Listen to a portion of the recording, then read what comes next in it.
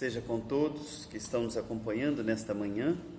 Eu gostaria de iniciar nesse instante a nossa devocional deste domingo.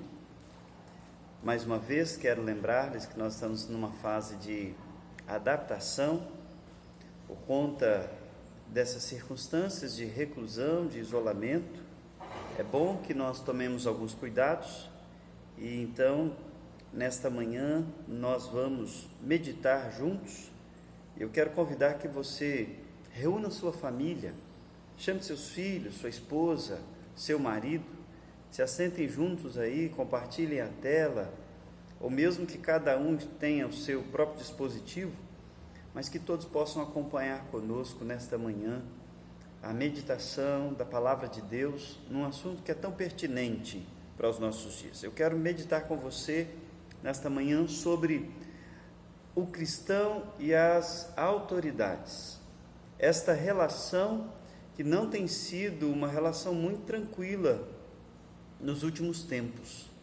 Mas antes disso eu quero convidá-lo a que abra a sua Bíblia na carta de Paulo aos Romanos, no capítulo de número 13, versículo de número 1 ao versículo de número 7.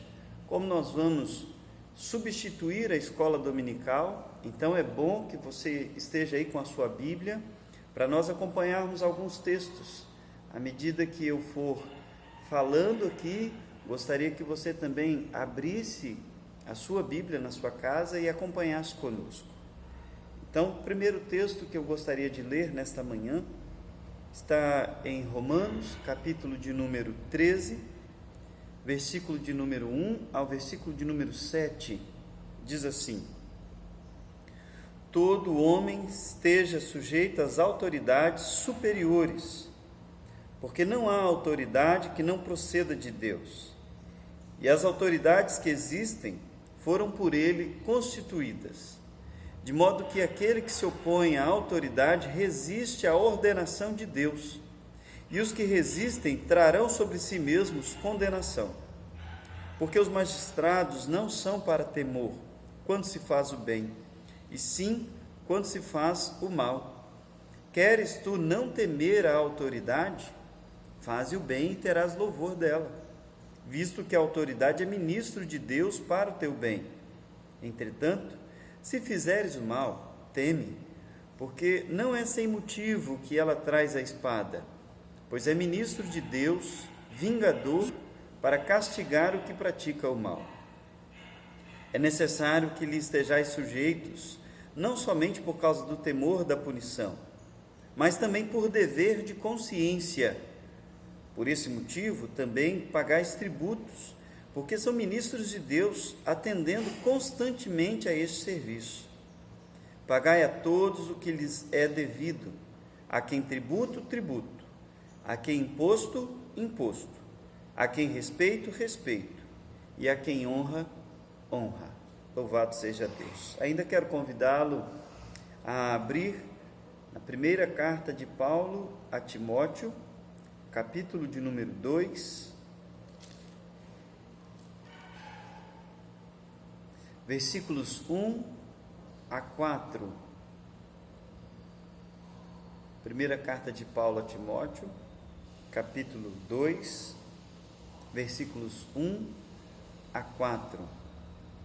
Antes de tudo, pois, exorto que se use a prática de súplicas, orações, intercessões, ações de graças, em favor de todos os homens, em favor dos reis e de todos os que se acham investidos de autoridade, para que vivamos vida tranquila e mansa, com toda piedade e respeito.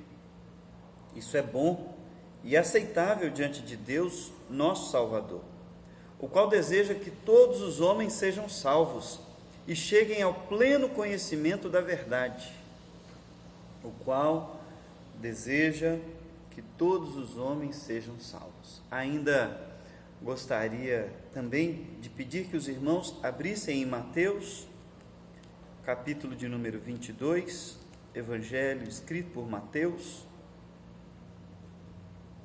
capítulo 22,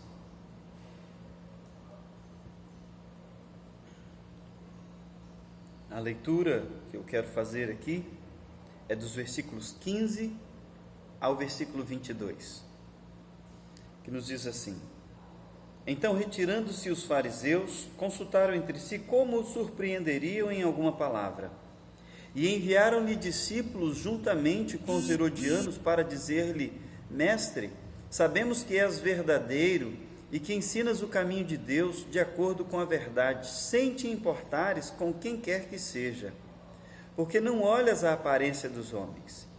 Dize-nos, pois, que te parece? É lícito pagar tributo a César ou não? Jesus, porém, conhecendo-lhes a malícia, respondeu: Por que me experimentais, hipócritas? Mostrai-me a moeda do tributo. Trouxeram-lhe um denário. E ele lhes perguntou: De quem é esta efígie e inscrição? Responderam: De César. Então lhes disse: Dai, pois, a César o que é de César, e a Deus o que é de Deus. Ouvindo isso, se admiraram e, deixando-o, foram-se. Amém. Queridos, a pandemia tem gerado diversas crises na sociedade e nos nossos dias. Crises que não afetam apenas a saúde, mas crises que já estão começando a gerar preocupação na área econômica, mas não apenas essas. Quero falar de uma outra crise que, na verdade, a pandemia não causou, mas ela está trazendo à tona. É como se a poeira estivesse assentada e agora a pandemia fez com que essa poeira se levantasse de uma única vez. A crise da qual eu me refiro é a crise de autoridade.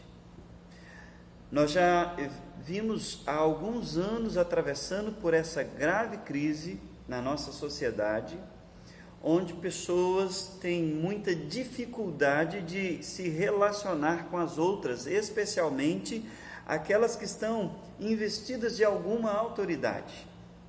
Se você olhar, você vai encontrar filósofos, você vai encontrar educadores falando dessa mesma crise.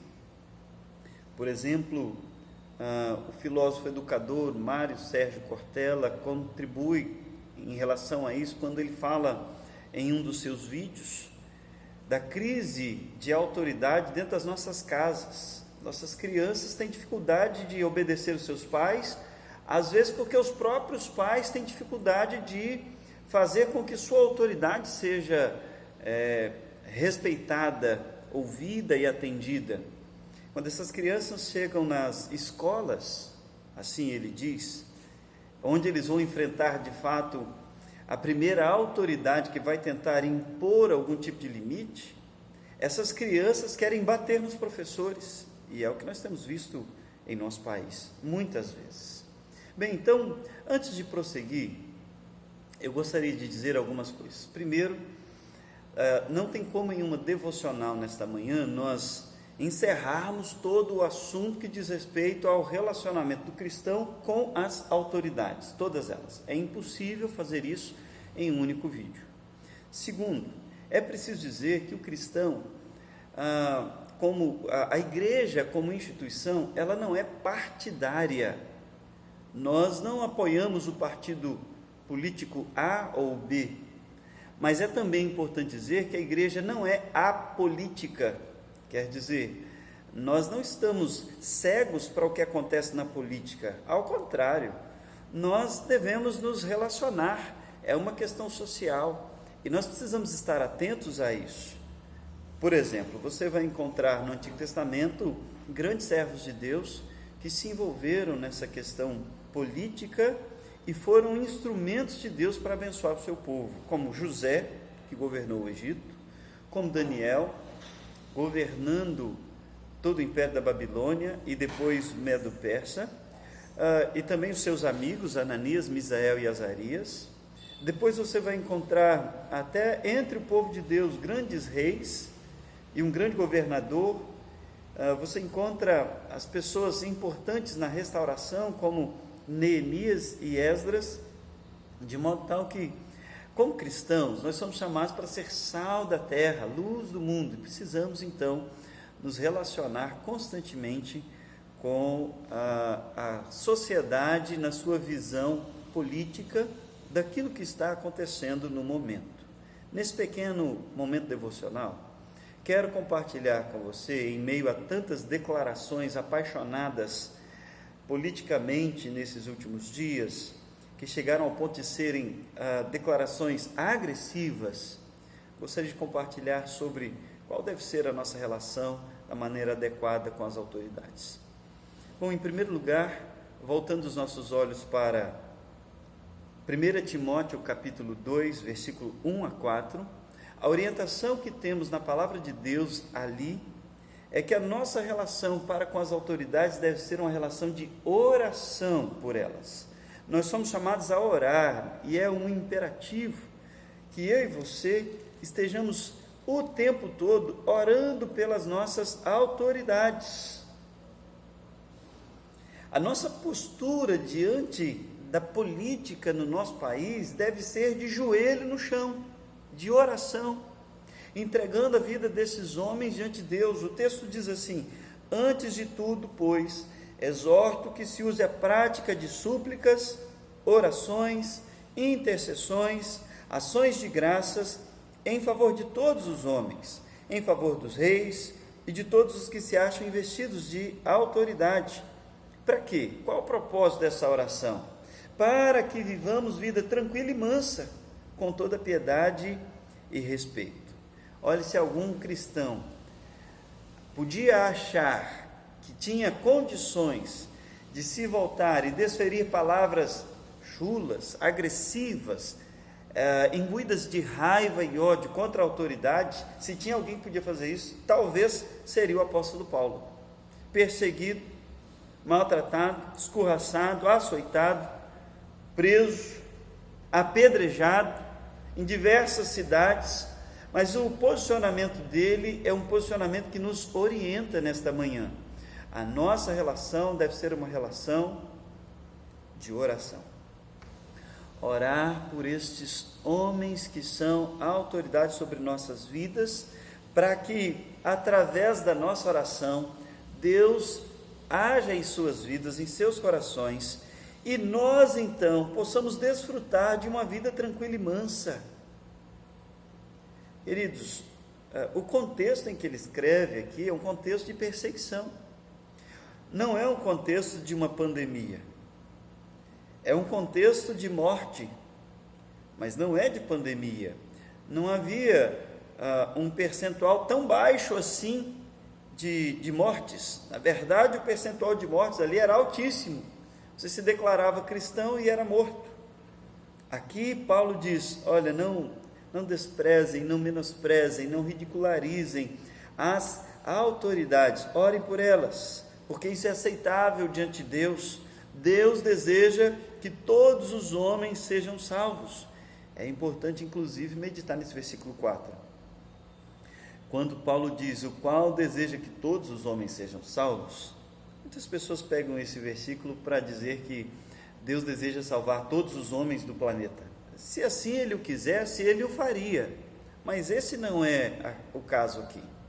O caso aqui é que Paulo está dizendo que Deus deseja salvar todas as classes de pessoas, inclusive aquelas que são investidas de autoridade, inclusive elas. Então, ore por elas, ore pelo prefeito da sua cidade, ore pelos vereadores, ore pelo governador, ore pelos deputados, pelos senadores, ore pelo presidente, que nos aproveitaria intensificar, nesse momento de crise, intensificar as críticas e diminuir as orações por eles. O que é importante aqui então é esse princípio: orar. Essa é a recomendação de Deus, não apenas aqui, mas quando você olha no Antigo Testamento, em Jeremias capítulo 29, versículo de número 7, o povo de Israel estava na Babilônia, e ali naquele momento Deus diz que o povo deveria orar pela paz da cidade, porque a paz do povo dependia da paz da cidade. Se as coisas vão ruins no governo, as coisas vão ficar ruins para nós. Então ore por eles. Em segundo lugar, eu quero destacar aqui o texto de Romanos, capítulo de número 13, a segunda orientação é que, além de oração, nós somos chamados a respeitar as autoridades. Romanos capítulo 13, versículo de número 1 e versículo de número 7, diz assim: todo homem esteja sujeito às autoridades superiores, porque não há autoridade que não proceda de Deus, e as autoridades que existem foram por ele constituídas. Versículo de número 7 agora diz assim: pagai a todos o que lhe é devido, a quem tributo, tributo, a quem imposto, imposto, a quem respeito, respeito, a quem honra, honra. Veja que o que esse texto nos exorta aqui é a respeito da relação de respeito diante daqueles que são superiores a nós. E esta é uma situação que se arrasta em nosso país, em nossa geração, já há alguns anos. Por exemplo, nós podemos começar nas esferas menores, lá na nossa casa, e depois ampliarmos as esferas da sociedade, e nós vamos ver que, mesmo dentro de casa, nós temos tido dificuldade, na nossa geração, em relação a esta questão de respeito às autoridades. Filhos que acreditam estarem com maior autoridade do que os próprios pais. Filhos que acreditam ter mais conhecimento e por isso são mais dignos de serem ouvidos e respeitados.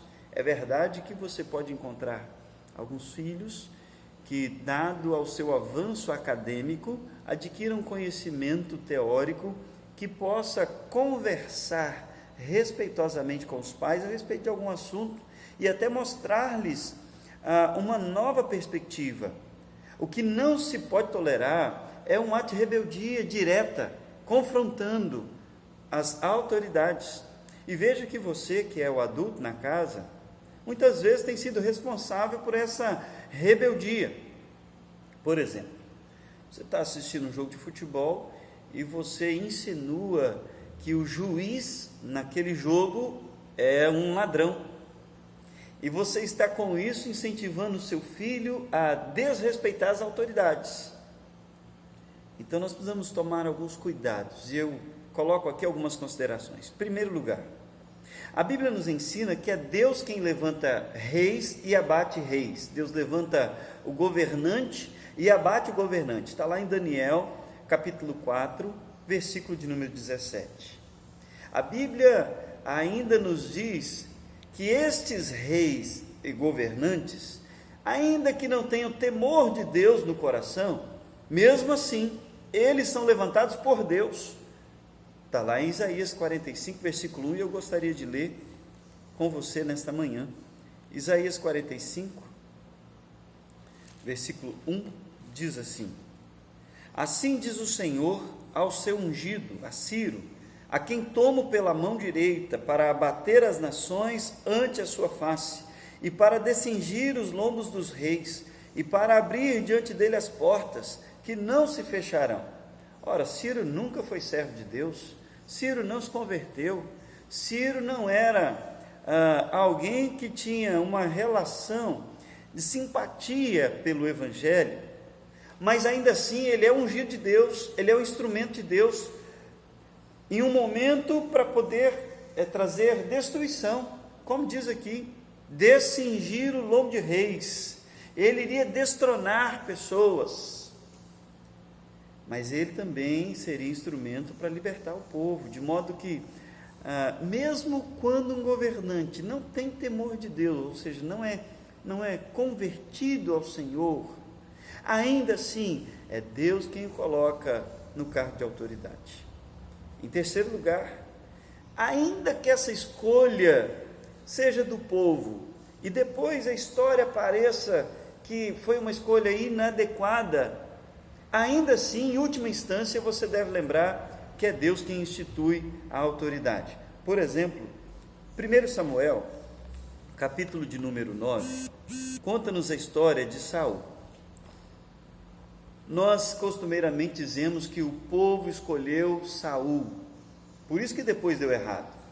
Bem, no capítulo 9, antes mesmo de Saul ser conhecido pelo povo, Deus chama Samuel e revela a Samuel que um homem saiu da sua cidade, estava procurando jumentas, e esse homem iria procurar Samuel, porque queria uma informação de onde estariam as jumentas da sua família. Ele então, o Senhor, disse a Samuel assim, no versículo de número 16 de 1 Samuel 9: amanhã, a essas horas, te enviarei um homem da terra de Benjamim, o qual ungirás por príncipe sobre o meu povo de Israel, e ele livrará o meu povo das mãos dos filisteus, porque atentei para o meu povo, pois o seu clamor chegou a mim. Ora, só mais adiante, no capítulo de número 10, é que o povo escolhe Saul. O povo vê Saul, o povo admira Saul, o povo fica encantado com a pessoa de Saul. Bom, então, vale lembrar aqui essas considerações. Primeiro, é Deus quem levanta reis e abate reis, governantes. Segundo, ainda que os governantes não tenham o temor de Deus no coração, é Deus quem os levanta e é Deus quem os investe de autoridade. Terceiro, ainda que a escolha seja do povo e pareça ser uma escolha equivocada, foi Deus quem escolheu antes mesmo do povo escolhê-lo. E em quarto lugar, ainda que esse governo seja de rei, de presidente, ou de um governador, de um prefeito, ainda que esse governante traga espada sobre o povo, foi Deus quem o instituiu. No texto de Abacuque, capítulo de número 1, o profeta Abacuque está falando da invasão dos caldeus,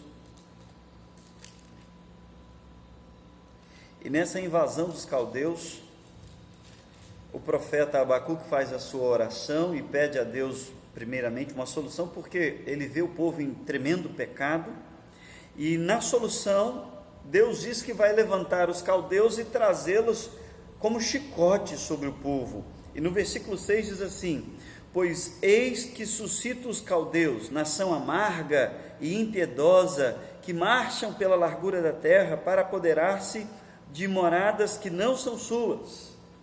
Foi Deus quem levantou os caldeus, foi Deus quem levantou Nabucodonosor e fez com que ele chegasse até a nação de Israel e saqueasse a nação. Então, ainda que seja para trazer espada, foi Deus quem instituiu. Texto de Romanos capítulo 13, versículo de número 3, diz assim: porque os magistrados não são para temor quando se faz o bem, e sim quando se faz o mal. De modo que o que eu quero dizer com essas considerações é que nós somos chamados a ter uma relação de respeito. Não é uma subserviência cega